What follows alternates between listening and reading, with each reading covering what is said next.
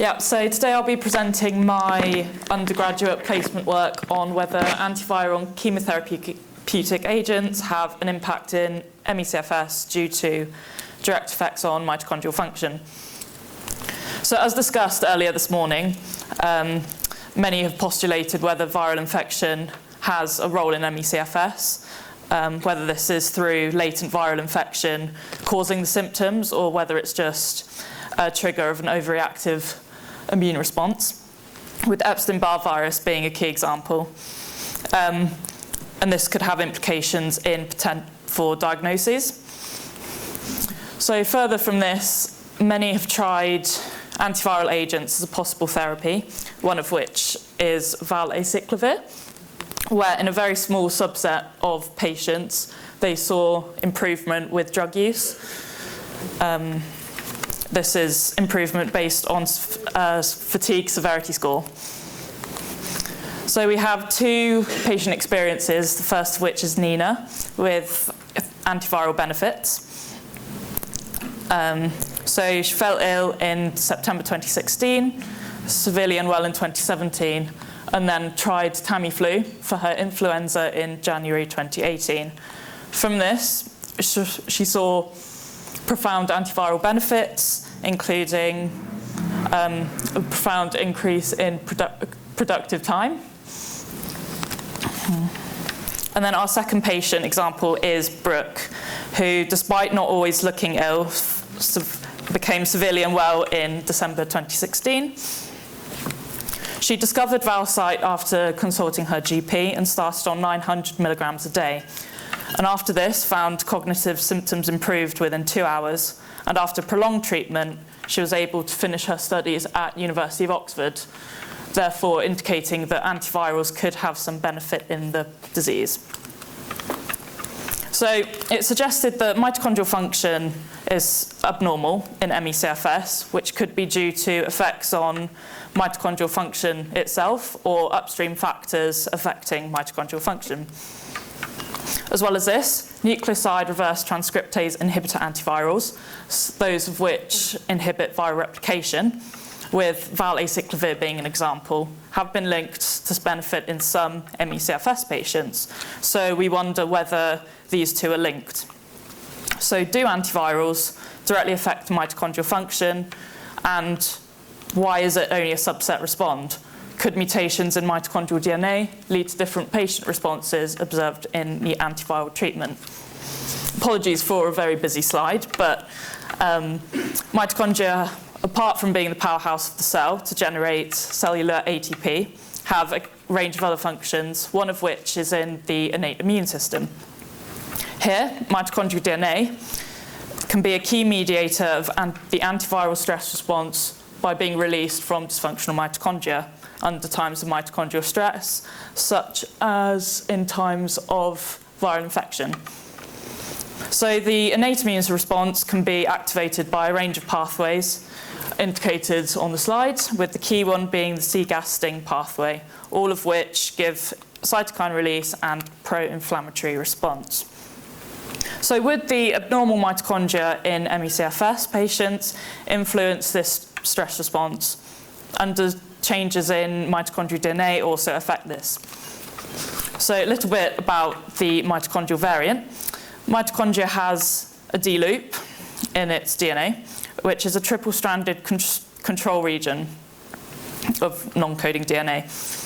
A common variant implicated in disease, particularly insulin resistance and type 2 diabetes, is the mutation at base pair 16189 from a thymidine to cytosine, which forms a polycytosine tract.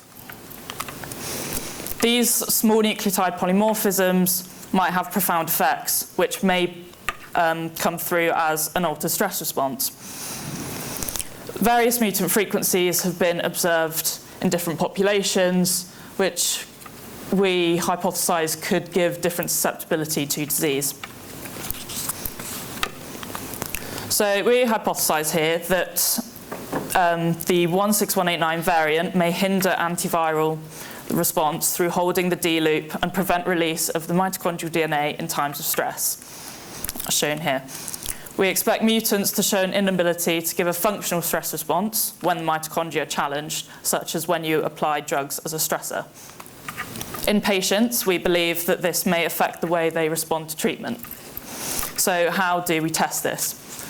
So my in vitro experiment had the aim of using antiviral and chemotherapy drugs to test on mitochondrial function in the wild type and the mutant cells. I used functional assays under 1 millimole glucose and 8% oxygen, which are not standard culture conditions, but are conditions which require mitochondrial function to generate ATP and allows better observation of any mitochondrial effects. And I tested these in 2 variants of human osteosarcoma, one of which being the wild type and one with the mutation. So the drugs were tested at non-toxic doses, which I established in previous experimentation. So I tested the 2 antivirals, acyclovir and ganciclovir, which have been used in patient treatments for EBV and cytomegalovirus, respectively, as to try and benefit patients. As well as this, I used the chemotherapy agent cyclophosphamide, as it's been hypothesized that symptoms may be due to an overreactive immune system, and therefore beta cell depletion with cyclophosphamide may benefit patients. Here I use DDC as well as positive control, which is an antiviral withdrawn from therapeutic use due to potent mitochondrial effects. So to start with, I looked at the mitochondrial DNA content through, firstly, qualitatively with double-stranded DNA strain, Pico Green. So here we have the nuclei of cells stained. Well, hopefully you can still see that. And then the bright fluorescent speckles here indicate mitochondrial DNA. So here shown in the wild-type cells, you can still observe mitochondrial DNA even with the ganciclovir treatment. However, when comparing to positive control, you see effective mtDNA depletion. So we wanted to quantify any changes, so we did this with quantitative PCR. So here we look at the mitochondrial DNA to nuclear DNA ratio. So this standardizes it to the nuclear DNA content. So we see potent depletion with our positive control, showing that it works. But interestingly, we see opposite responses in the wild type and the mutant, with the wild type showing a tendency to decrease in mitochondrial DNA content with drug therapy, while in the mutant there is tendency to increase. And then you hear cyclophosphamide upregulated mitochondrial DNA to 188% of the controls. However, this may be due to compensatory mechanisms or fragmentation of mitochondria. But what's really interesting is this response to the ganciclovir treatment, where we have a significant decrease to 58% of the controls in the wild type, but not the same response in the mutant. The mutant showing a lack of response, if anything. So we then want to look at the impact of drugs on protein expression in the wild type and the mutant. So we did this by Western blot and looking at mitochondrial encoded MTCO1 compared to the nuclear encoded GAPDH enzymes. And this would support what we would see in the PCR. So again, we see that the wild type and the mutant have opposite responses to the ganciclovir in particular. DDC, our positive control, again showing potent depletion. So mutant shows significant increase in mitochondrial protein expression. Meanwhile, in wild type, there is significant decrease, once again, to undetectable levels. So the effect of this mitochondrial DNA depletion on mitochondrial function.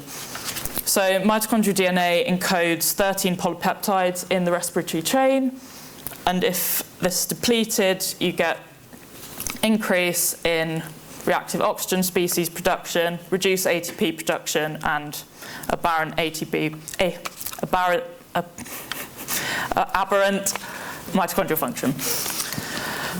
However, moderate mitochondrial stress may actually enhance the viral response. there is a lack of mitochondrial stress response in the mutant 16189 variant with GCV treatment, so potentially it may give a less powerful viral removal response, which we think in patients this may lead to no response to the antiviral treatment.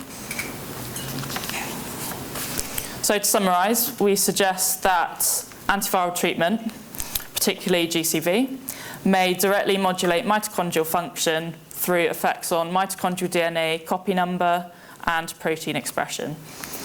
In wild type, ganciclovir showed a potent response to treatment, which may give an improvement in symptoms in ME/CFS patients. However, in the mutant 16189 variant, we saw no response with the drug in vitro, and this could give continuation of symptoms in patients, as well as be a risk factor in other diseases. I'd like to acknowledge my group back in Oxford for all the continued lab support, as well as Philip West for his collaborations in mitochondrial stress signalling, and the opportunity to speak today, my first presentation.